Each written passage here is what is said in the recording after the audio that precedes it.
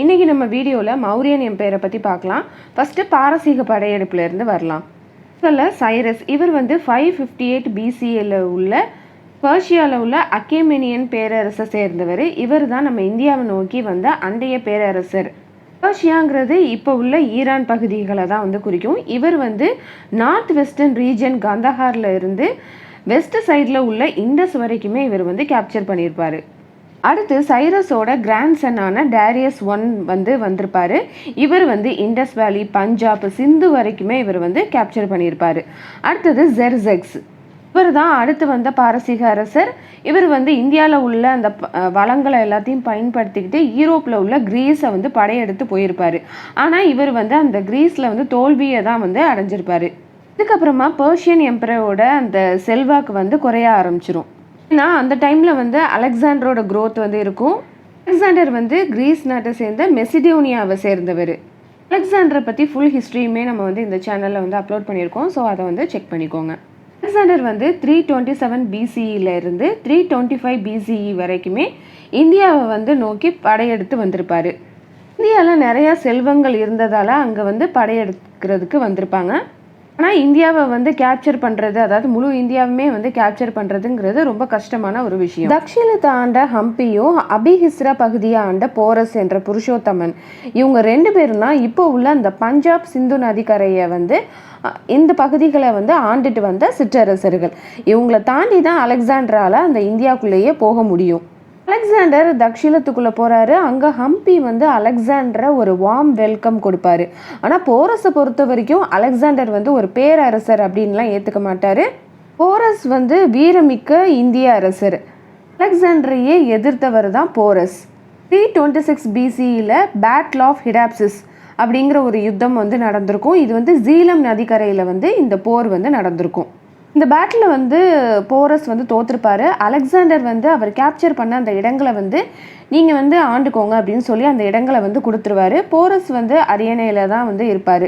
அலெக்சாண்டருக்கு இன்னும் இந்தியாவுக்குள்ளே போகணும் அப்படின்னா அவர் வந்து ஆசைப்படுவார். ஆனால் அவரோட இருக்கிற அந்த மெசிடோனியா படை வீரர்கள் வந்து பல ஆண்டு காலமாக வந்து அவங்களோட வாழ்க்கைங்கிறது அந்த போர்க்களத்திலேயே கழிகிறதுனால அவங்க ரொம்பவே வந்து டயர்டாக இருப்பாங்க. அவங்க நாட்டுக்கு போகணும் அப்படின்னு வந்து அவங்க நினைப்பாங்க. அதனால் அலெக்சாண்டர் வந்து கிரீஸ்க்கு போகலாம் அப்படின்னு வந்து நினைப்பார். இவங்க போகிற வழியில் தான் 323 BCEல அலெக்சாண்டர் பாபிலோனில் ஃபீவர் வந்து இறந்துருப்பார். அலெக்சாண்டர் இந்தியாவுடைய அந்த நார்த் வெஸ்ட் வரைக்குமே வந்திருப்பார். அவர் கேப்சர் பண்ண இடங்களை வந்து கிரீக் கவர்னர்ஸ்ட்டை வந்து ஒப்படைச்சிட்டு தான் போயிருப்பார். போகிற வழியில் தான் அவர் வந்து இறந்துருப்பார். இப்போ அலெக்சாண்டர் இல்லாததால், அதாவது கிங்கே இல்லாததுனால அந்த கவர்னர்ஸ் வந்து இங்கே உள்ள பகுதிகளில் அந்த தனித்தனி அரசர்கள் மாதிரி நடக்க ஆரம்பிச்சிருவாங்க. இதனால் இந்தியாவில் உள்ள அரசர்களுக்கும் கிரீக்கில் உள்ள அரசர்களுக்கும் நிறைய பிரச்சனைகள் வந்து வர ஆரம்பிக்கும். இது வரைக்கும் நமக்கு தெரிஞ்சாதான் நம்ம வந்து மௌரியன் டைனஸ்டிக்குள்ளே நம்மளால் போக முடியும். இப்போ இந்த இன்ட்ரோ வந்து உங்களுக்கு புரிஞ்சிருக்கும்னு நினைக்கிறேன். இப்போ நம்ம வந்து மௌரியன் டைனஸ்டிக்குள்ளே போகலாம். மௌரியன் டைனஸ்டி இவ்வளோ பெரிய பேரரசாக இருந்துச்சு, இவ்வளோ பெரிய அரசர்கள்லாம் அங்கே வந்து ஆண்டுட்டு இருந்தாங்க. இதெல்லாம் நமக்கு எங்கேருந்து நமக்கு தெரிய வருதுன்னா அர்த்த சாஸ்திராவில் இருந்தது வந்து நமக்கு தெரிய வருது. அர்த்த சாஸ்திராவை எழுதினது யாருன்னா சாணக்கியா. அந்த டைனஸ்டியை டிஃபீட் பண்ணிட்டு தான் இந்த மௌரியன் டைனஸ்டி வந்து வந்திருக்கும். நந்த டைனஸ்டியோட லாஸ்ட் ரூலர் யாருன்னா தனநந்தா. இவர் வந்து மக்களுக்கு வந்து நிறைய அந்த வரி சுமைகளை வந்து கொடுத்துருப்பாரு. மக்களுக்கு வந்து அவங்கள வந்து அவரை வந்து பிடிக்காமல் இருந்திருக்கும். தனநந்தாவுக்கு கீழே உள்ள ஒரு மினிஸ்டர் மாதிரி இருந்தவர் தான் இந்த சாணக்கியா. அவர்கிட்ட பிரிஞ்சு வந்து தான் சந்திரகுப்த மௌரியாவோட சேர்ந்து அவருக்கு நிறைய டாக்டிக்ஸ்லாம் வந்து சொல்லி கொடுத்துருப்பாரு. சாணக்கியாவோட உதவி மூலியமாக தான் சந்திரகுப்த மௌரியா வந்து அந்த தனநந்தாவை வந்து ஜெயிச்சு, அதாவது தனநந்தாவை வந்து டிஃபீட் பண்ணிட்டு அரசராக இருப்பார் சந்திரகுப்த மௌரியா. இதுக்கு காரணமாக இருந்தவர் தான் சாணக்கியாங்கிற கௌதல்யா. இவர் எழுதின புக்கு தான் அர்த்த சாஸ்திரா. இந்த அர்த்த சாஸ்திராங்கிற புக்கில் வந்து என்ன எழுதியிருப்பார்னா, ஒரு அரசர் எப்படி இருக்கணும், எப்படி மக்கள்கிட்ட வரி வசூலிக்கணும், மக்களை வந்து எப்படி பாதுகாக்கணும், அண்டைய நாடுகளோட போர் வந்ததுன்னா அவங்களோட நம்ம எப்படி போர் புரிஞ்சு ஜெயிக்கணும், இந்த மாதிரி டீட்டெயில்ஸ் எல்லாமே, அதாவது இந்த பொலிட்டிக்கல் டீட்டெயில்ஸ் எல்லாமே இந்த புக்கில் வந்து இருந்திருக்கும். இந்த அர்த்த சாஸ்திராங்கிற புக்கில் வந்து மௌரியன் டைனஸ்டியை பற்றி ஒரு தெளிவான வரலாறு இருக்கும். மௌரியன் அட்மினிஸ்ட்ரேஷனை பற்றியும் தெளிவான ஒரு வரலாறை வந்து கொடுத்துருப்பாங்க. அதனால தான் சாணக்கியாவை வந்து இந்தியன் மெக்கிவெலி அப்படின்னு வந்து குறிப்பிடுவாங்க. மெக்கிவெலியோட ஃபுல் நேம் என்னன்னா நிக்கோலோ மெக்கிவெலி. இவர் வந்து யூரோப்பில் உள்ள ஒரு பொலிட்டிக்கல் ரைட்டர். பிரின்ஸ் அப்படிங்கிற ஒரு புக்கை வந்து எழுதியிருப்பார். யூரோப்பில் உள்ள அரசர் வந்து எப்படிலாம் இருக்கணும் அப்படிங்கிறத வந்து இந்த நிக்கோலோ மெக்கிவெலி வந்து எழுதியிருப்பார். சாணக்கியா வந்து இந்த அர்த்தசாஸ்திராங்கிற புக்கை வந்து 2000 வருஷங்களுக்கு முன்னாடியே வந்து இவர் வாழ்ந்தவர். அப்போவே வந்து இவர் எழுதியிருப்பார். ஆனால் நிக்கோலோ மெக்கிவெலி வந்து 15ஆம் நூற்றாண்டை சேர்ந்தவர். பிரின்ஸுங்கிற புக்கை வந்து அதுக்கப்புறமா தான் அவர் எழுதியிருப்பார். அதுக்கு முன்னாடியே வந்து சாணக்கியா வந்து இந்த அர்த்த சாஸ்திரத்தை வந்து எழுதியிருப்பார். இப்போ சொல்லப்போனால் யூரோப்பிய சாணக்கியா அப்படின்னு தான் வந்து சொல்லணும். ஆனால் அப்படி சொல்லாமல் இந்தியன் மெக்கிவெலி அப்படின்னு வந்து மென்ஷன் பண்ணியிருப்பாங்க. இந்த மௌரியன் டைனஸ்டியை பற்றி வேறு எதுலலாம் வந்து சொல்லியிருப்பாங்கன்னாக்கா முத்ர ராட்சஷா, இதை ஏற்றியவர் யாருன்னா விசாகா டுட்டா. இது வந்து ஒரு சான்ஸ்கிரிட் ட்ராமா. இந்த ட்ராமாவில் வந்து சந்திரகுப்த மௌரியா வந்து யாரை தோற்கடிச்சு அரியணை ஏறி இருப்பார், அதாவது தனநந்தாவை வந்து தோற்கடிச்சு தானே அவர் அரியணை ஏறி இருப்பார். அந்த டீட்டெயில்ஸ் எல்லாமே வந்து இந்த சான்ஸ்கிரிட் ட்ராமாவில் வந்து சொல்லியிருப்பாங்க. அடுத்தது இந்திகாங்கிற புக்கில் வந்து இந்த சந்திரகுப்த மௌரியாவை பற்றி டீட்டெயிலாகவே வந்து மெகஸ்தனீஸ் வந்து எழுதியிருப்பார். பற்றி நம்ம பின்னாடி பார்க்கலாம். அடுத்தது தீபவம்சம் மகாவம்சம். இது வந்து ஸ்ரீலங்காவோட அந்த புத்திஸ்ட் கிரானிக்கல்ஸ். இதுலேயும் மௌரியன் டைனஸ்டியை பற்றிய குறிப்புகள் வந்து நிறையாவே இருக்கும். மௌரியன் எம்பையரில் இம்பார்ட்டண்ட்டான ரூலர் யார் அப்படின்னாக்கா அசோகா. அசோகா பற்றின குறிப்புகள் எல்லாமே வந்து இந்த தீபவம்சம் மகாவம்சத்தில் வந்து நிறையாவே வந்து குறிப்புகள் இருக்கும். குப்த மௌரியா, இவர் தான் மௌரியன் எம்பையரோட ஃபவுண்டர்.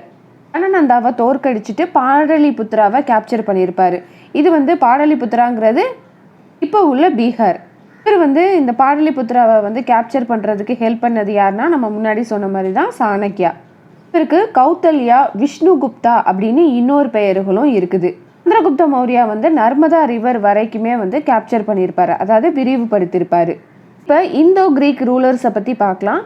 323 பிசியில் தான் அலெக்சாண்டர் வந்து இறந்துருப்பார். அவரோட கவர்னர்ஸ் எல்லாம் வந்து இப்போ தன்னிசையாக வந்து செயல்பட ஆரம்பிச்சிருப்பாங்க. இதில் ஒரு பர்சன் தான் ஷெலுஷியஸ் நிக்கோட்டர். இவர் வந்து அலெக்சாண்டருடைய கமாண்டர், நார்த் வெஸ்ட் இந்தியாவுடைய கமாண்டர். இவர் வந்து ரூல் பண்ணுற அந்த அரசர் மாதிரியே வந்து மாறியிருப்பார். இந்த நிக்கேட்டருக்கு வந்து ஒரு ஆசை இருக்கும், அதாவது அலெக்சாண்டர் மாதிரியே ஒரு ஆசை இருக்கும். என்னென்னா இந்தியாவை வந்து நம்ம ஃபுல்லாக கேப்சர் பண்ணணும் அப்படின்னு நினைப்பாரு. 355 பிசியில் பேட்டில் வந்து வருது, அதாவது சந்திரகுப்த மௌரியாவுக்கும் நிக்கேட்டருக்கும் ஒரு போர் வந்து வருது. அதில் வந்து நிக்கேட்டர் வந்து தோற்றுருவார். இருந்தாலுமே சந்திரகுப்த மௌரியாவும் நிக்கேட்டரும் வந்து ஒரு ஃப்ரெண்ட்லி ரிலேஷன்ஷிப்பை தான் வந்து மெயின்டைன் பண்ணுவாங்க. இந்த நிக்கேட்டர் தான் மெகஸ்தீனிஸை வந்து அனுப்பியிருப்பார், அதாவது இந்த சந்திரகுப்த மௌரியாவோட அந்த கோர்ட்டுக்கு வந்து கிரீக் அம்பாசிடராக வந்து அனுப்புவார்.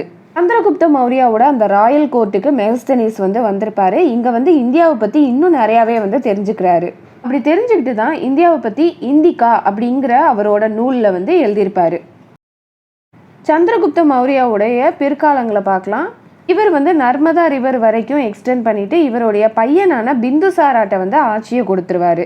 அதுக்கப்புறமா இவர் வந்து ஜெயினிசமை வந்து தலைவிடுவார். சமண மதத்துக்கு வந்து மாறிடுவார். பத்ரபாகுவோட இன்ஃப்ளூவன்ஸால தான் இவர் வந்து சமண மதத்தை தழுவுவார். இந்த ஜெயினிசம் வந்து ரெண்டாவே வந்து ஸ்பிளிட் ஆகுது. இதில் வந்து துலாபாகு அப்படின்னும் பத்ரபாகு அப்படின்னும் வந்து 2 பேர் வந்து இருப்பாங்க. அந்த பத்ரபாகுங்கிறவரோட இன்ஃப்ளூவன்ஸால தான் இவர் வந்து சமண மதத்தை தழுவிருப்பார். சந்திரகுப்த மௌரியா பத்ரபாகுவோட சேர்ந்து அந்த சமணத்தை தழுவி தெற்கு பகுதிக்கு போய் ஜெயினிசமில் உள்ள மாதிரியே சாப்பிடாம நோன்பு இருந்து இறந்துருப்பார். அடுத்து சந்திரகுப்த மௌரியாவோட மகனான பிந்துசாரா, இவரும் வந்து ஒரு ஸ்ட்ராங்கஸ்ட் ரூலர்.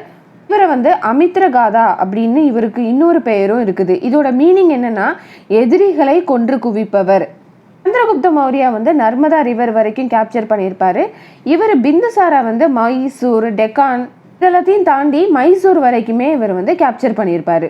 ஆரநாதா அப்படிங்கிற திபெத்தியன் துறவி வந்து என்ன சொல்லியிருப்பார்னா 2 கடல்களுக்கு நடுவில் உள்ள 16 இடங்களை கைப்பற்றி இருக்கிறாரு அப்படின்னு வந்து சொல்றாரு.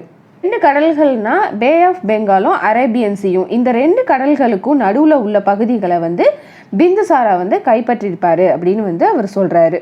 திமோஷியஸ், இவர் வந்து சிரியன் அம்பாசிடர். இவரை வந்து கிங் ஆன்டியோச்சியஸ் வந்து அனுப்பியிருப்பாரு. பிந்துசாராவோட கோர்ட்டுக்கு அனுப்பியிருப்பாரு. எப்படி சந்திரகுப்த மௌரியாவோட கோர்ட்டுக்கு வந்து மெகஸ்தனீஸ் வந்தாரோ அதே மாதிரி பிந்துசாராவோட கோர்ட்டுக்கு வந்து டைமோச்சியஸ் வந்து வந்திருப்பாரு. பிந்துசாராவுக்கு இருக்கக்கூடிய அந்த பையன்களில் அசோகா வந்து ரொம்ப ஸ்ட்ராங்கஸ்டான ரூலர்னே வந்து சொல்லலாம். பிந்துசாரா அசோகாவை வந்து உஜ்ஜைன் பகுதிகளோட அந்த கவர்னராக வந்து அப்பாயின்மெண்ட் பண்ணியிருப்பார். அசோகாவோட அந்த டைம் பீரியட் வந்து 273 BCE டு 232 BCE. இவர் வந்து 273 BCEல வந்து அசோகா வந்து அரியணையில் ஏறியிருப்பார். ஆனால் அவரோட அந்த முடிசூட்டு விழாங்கிறது 269 BCEல தான் வந்து நடந்திருக்கும். 4 வருஷம் கேப் அப்படின்னாக்கா 4 வருஷத்தில் அந்த சக்சஷன் பேட்டில் வந்து நடந்திருக்கலாம். அதாவது அசோகாவுக்கும் அவருடைய சகோதரர்களுக்கும் பேட்டில் வந்து நடந்திருக்கலாம். அசோகாவை வந்து தேவனம் பிரியா அப்படின்னு வந்து சொல்கிறாங்க. தேவனம் பிரியா அப்படின்னாக்கா கடவுள்களுக்கு பிரியமானவர் அப்படின்னு அர்த்தம். 261 BCE இதுதான் வந்து ஒரு முக்கியமான ஒரு டைம் பீரியட். இதில் தான் வந்து கலிங்க போர் வருது.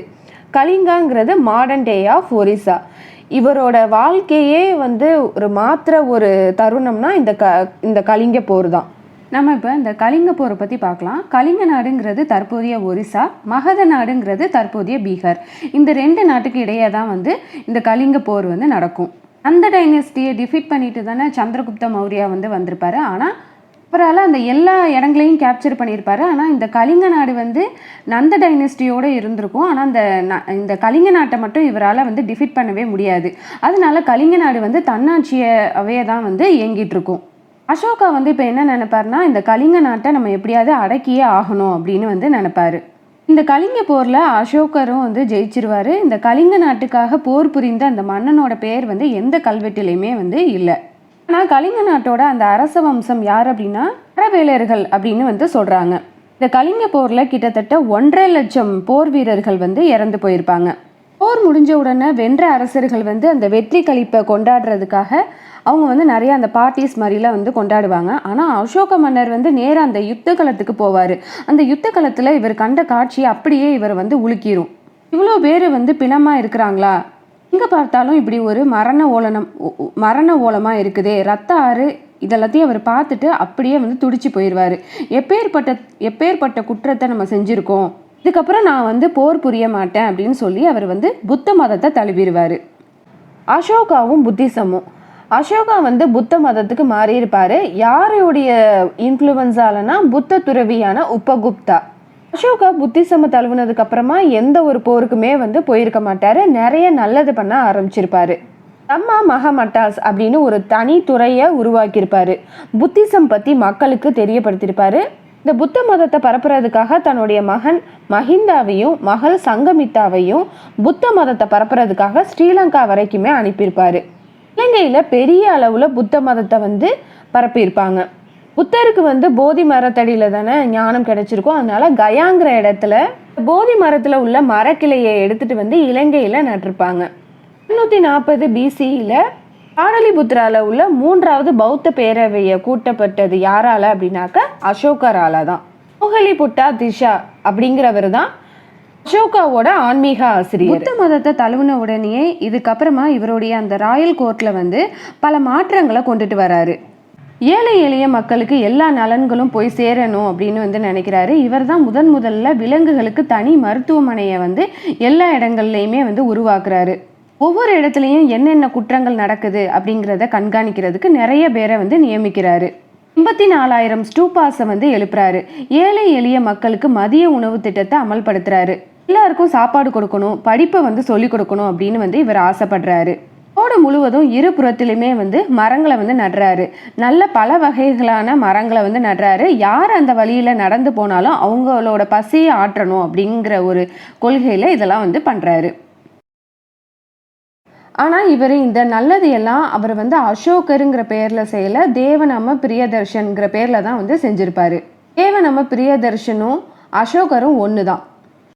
இப்போ அசோகாவுடைய இன்ஸ்கிரிப்ஷன்ஸ் பார்க்கலாம். 33 கல்வெட்டுகள் வந்து இருக்குது. பில்லர் எடிக்ட் 2 இதில் வந்து தம்மாவுடைய மீனிங் என்ன, அதோட டெஃபினிஷன் என்னங்கிறதுலாம் இந்த கல்வெட்டில் இருக்கும். தம்மானா தர்மம். ராக் எடிக்ட் 2 and 13 வந்து சேர சோழ பாண்டியர்களை பற்றின குறிப்புகள் எல்லாமே இருக்கும். இதில் வந்து சேராஸை வந்து கேரள புத்ராஸ் அப்படின்னு வந்து குறிப்பிட்டிருக்கிறாரு. சத்தியபுத்ரா இதை வந்து அதியமான பற்றின கல்வெட்டுகள். அடுத்து சாஞ்சிங்கிற இடத்துல சாமி ஸ்கிரிப்டில் வந்து எழுதியிருப்பாரு. அடுத்தது கந்தஹார். இது வந்து பாகிஸ்தானில் உள்ள அந்த இடங்கள். இதில் வந்து இந்தோ கிரீக் ரூலர்ஸ் வந்து இங்கே வந்து ஆண்டிருப்பாங்க. அதனால் க்ரீக் அண்ட் அரமிக் ஸ்கிரிப்டில் வந்து எழுதியிருப்பார். அடுத்து நார்த் வெஸ்ட் இந்த ரீஜனில் வந்து ஆரோஸ்டி ஸ்கிரிப்டில் வந்து எழுதியிருப்பார். அந்தந்த இடங்கள்ல அந்தந்த மக்கள் பேசுகிற மொழியில் வந்து எழுதியிருப்பாங்க. இது பிற்கால மௌரியர்களை பார்க்கலாம். அசோகா இறந்ததுக்கு அப்புறமா இந்த எம்பையர் வந்து ரெண்டாக வந்து டிவைட் ஆகுது. வெஸ்டர்ன் அண்ட் ஈஸ்டர்னாக வந்து ரெண்டாக டிவைட் ஆகுது. வெஸ்டர்ன் பகுதியில் வந்து குணாலாங்கிறவர் வந்து ஆட்சி செஞ்சிருப்பாரு. ஈஸ்டர்ன் சைடில் வந்து தசரதாங்கிறவர் வந்து ஆட்சி செஞ்சிருப்பாரு. பாக்டீரியன் படையெடுப்புனாலையும் பஞ்சாப் ஹரியானா சைடில் எல்லாமே வந்து ஃபுல்லாகவே வந்து கொலாப்ஸ் ஆகுது. லாஸ்ட் மௌரியன் கிங் யாருன்னாக்க பிரஹத்ரதா. இந்த பிரஹத்ரதாவோட மினிஸ்டர் தான் யாருன்னா புஷ்யமித்ரா சுங்கா. இந்த புஷ்யமித்ர சுங்கா தான் கடைசி அரசரான அந்த பிரஹத்ரதாவை வந்து கொன்னுட்டு இவர் ஆட்சிக்கு வந்திருப்பாரு. அதாவது இதோட வந்து மௌரியன் டைனஸ்டி வந்து எண்ட் ஆகுது. சுங்க டைனஸ்டி வந்து ஆரம்பமாகுது. பிரஹத்ரதா தான் மௌரியன் எம்பையரோட அந்த லாஸ்ட் கிங்.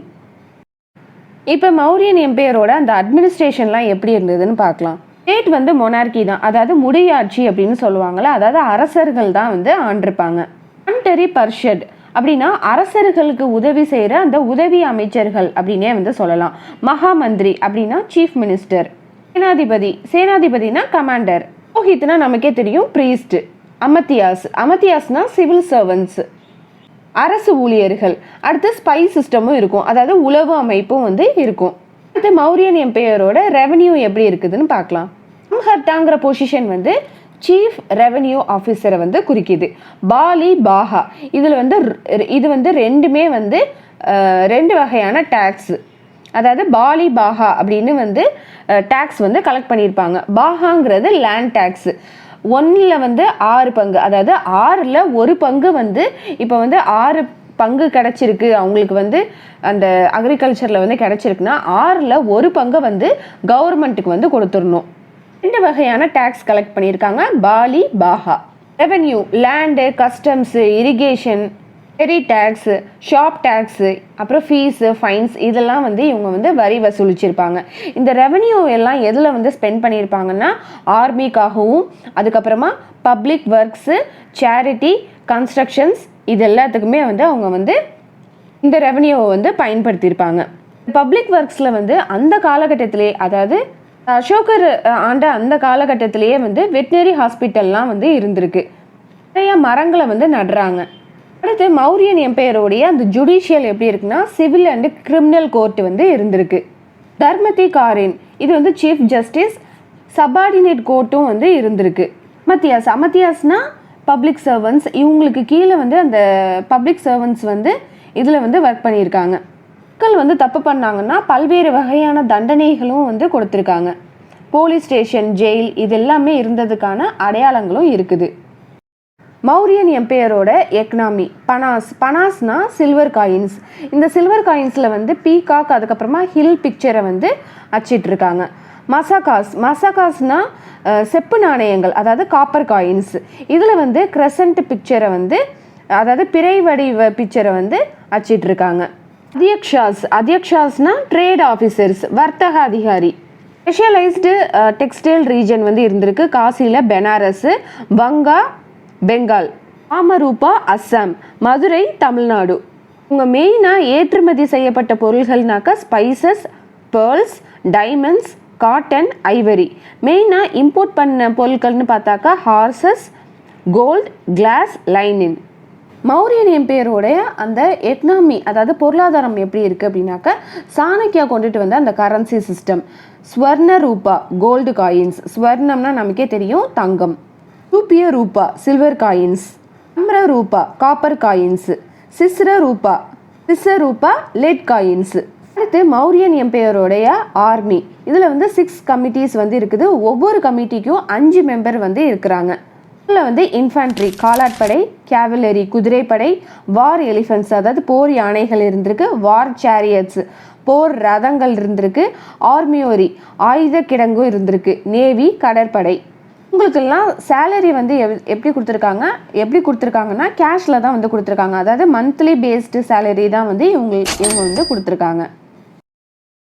அடுத்து மௌரிய எம்பையரோடைய மாகாணம் பார்க்கலாம். Rajukas district administrator, Yuktas subordinate officials, Gramani village head. Gopa அப்படிங்கிறது ஒரு 15 வில்லேஜஸோட ஹெட்டாக வந்து இருப்பாங்க. Nagarika city of superintendent. பத்னிகா அண்ட் கோபா இவங்க வந்து நாகரிகாவுக்கு வந்து உதவி செஞ்சவங்க. அடுத்து மௌரியன் எம்பையருடைய அந்த ஆர்ட் அண்ட் ஆர்கிடெக்சரை வந்து பார்க்கலாம். இண்டிஜினியஸ் ஆர்ட், இதில் வந்து ஸ்டாச்சு ஆஃப் யக்ஷாஸ் அண்ட் யக்ஷீஸ், அதாவது இண்டிஜினியஸ் ஆர்ட் அப்படின்னாக்கா உள்நாட்டு கலை.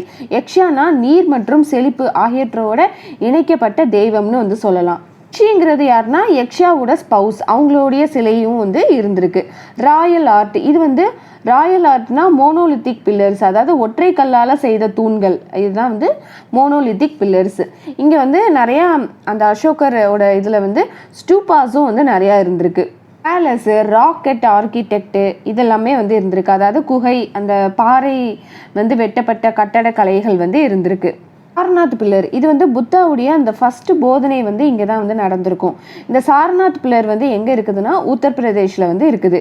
அதனால அந்த புத்தாவை வந்து மரியாதை செலுத்துகிற விதமாக இந்த சாரநாத் பில்லரை வந்து கேட்டிருப்பாங்க. சாரநாத்துங்கிற இடத்துல வந்து தூணை வந்து எழுப்பியிருப்பாங்க. இது வந்து லயன் கேபிட்டல் ஆஃப் 4 லயன்ஸ், இந்தியாவுடைய அந்த அரச சின்னம். வந்து தர்ம சக்கரா வந்து இருக்கும். அந்த லயன் கேபிட்டலுக்கு கீழே ஒரு 4 அனிமல்ஸ் வந்து இருக்கும். அந்த அனிமல்ஸ் எதெல்லாம் அப்படின்னாக்க லயன், எலிஃபண்ட், புல், ஹார்ஸ். புத்தருடைய முதல் அந்த போதனை சிம்பிள் தான் வந்து தர்ம சக்கரா. இதுதான் வந்து நேஷ்னல் எம்ப்ளம், அதாவது 26 ஜனவரி 1950 இந்த சிம்பிளை வந்து அடாப்ட் பண்ணியிருப்பாங்க. மௌரியன் எம்பையரோட அந்த ஸ்டூபாஸ், கேவ்ஸ் பற்றி பார்க்கலாம். சாஞ்சி ஸ்டூபா, இது வந்து மத்திய பிரதேஷில் இருக்கும். பராபர் நாகார்ஜுனா கேவ்ஸ், இது வந்து புத்தா கயாவில் உள்ள பீகார் பக்கத்தில் வந்து இது இருக்கும். அஜீவாகஷம், அசோகாவும் தசரதாவும் வந்து அந்த குகைகளை வந்து வணங்கியிருப்பாங்க. இப்போ டிக்ளைன் ஆஃப் மௌரியன் எம்பையரை வந்து பார்க்கலாம். இந்த மௌரியன் எம்பையர் வந்து டிக்ளைன் ஆனதுக்கு காரணம் வந்து நான் வயலன்ஸ் பாலிசினே வந்து சொல்லலாம். ஏன்னா அசோகா வந்து அந்த புத்திசம்மை வந்து தழுவுனதுக்கு அப்புறமா நான் வயலன்ஸுங்கிற பாலிசி, அதாவது இனிமேல் போரே வந்து இருக்கக்கூடாது அப்படிங்கிறதுல வந்து இருந்திருப்பாரு. அது மட்டும் இல்லாமல் அசோகாவுக்கு அப்புறம் ஒரு ஸ்ட்ராங் ரூலர் வந்து கிடையாது. அதனால் அவங்களோட எம்பையர் வந்து 2ஆக வந்து டிவைட் ஆகுது. பாக்டீரியன் இன்வேஷன் இதனாலையும் வந்து டிக்ளைன் ஆகிறதுக்கு ஒரு மெயின் ரீசனாக இருக்குது. அடுத்ததா தான் இந்த மௌரியன் எம்பையரோடைய லாஸ்ட் கிங். அவருடைய மினிஸ்டரான புஷ்யமித்ரா சுங்கா தான் அவரை கொன்னுட்டு இந்த சுங்க டைனஸ்டியை வந்து ஆரம்பிச்சிருப்பாரு. மட்டும் இல்லாமல் அசோகா வந்து கலிங்க போருக்கு அப்புறமா புத்த மதத்தை வந்து தழுவுனதுனால அஹிம்சா வழியை தான் அவர் பின்பற்றுவார், அதாவது நான் வயலன்ஸ் பாலிசியை தான் அவர் பின்பற்றிருப்பார். அதனால போருக்கெலாம் வந்து போயிருக்க மாட்டாங்க.